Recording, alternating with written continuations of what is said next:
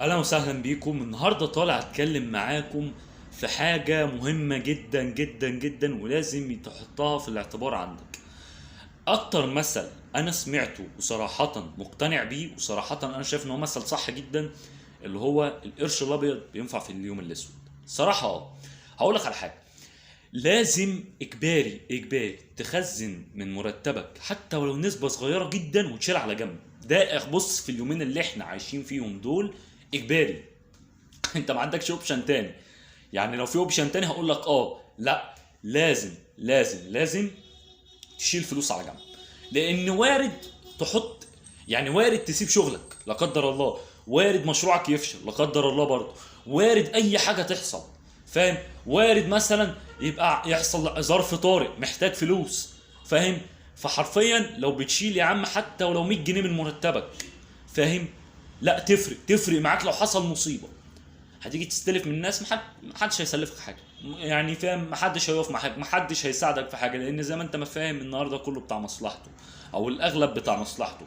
فال 100 جنيه اللي انت بتستحقرها دي، او ال 100 جنيه اللي بتاخدها من مرتبك وتشيلها على جنب، هتعرف قيمتها بعدين، فاهم؟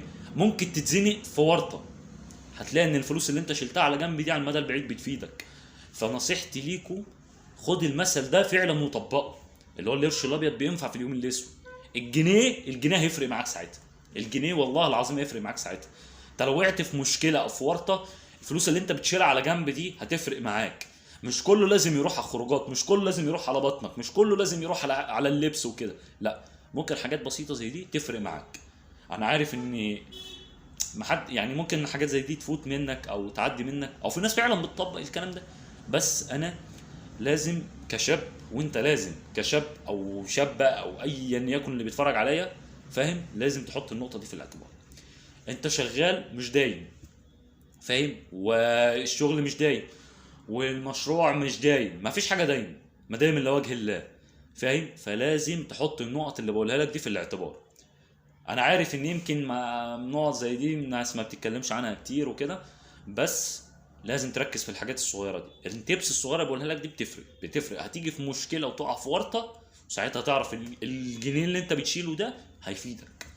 ال 100 جنيه اللي انت بترميها على جنب دي، انا عارف ال 100 جنيه ولا حاجه، بس قدام تفيد، فاهم؟ فركزوا يا جماعه، القرش الابيض فعلا بينفع في اليوم الاسود. والسلام عليكم، باي باي يا شباب.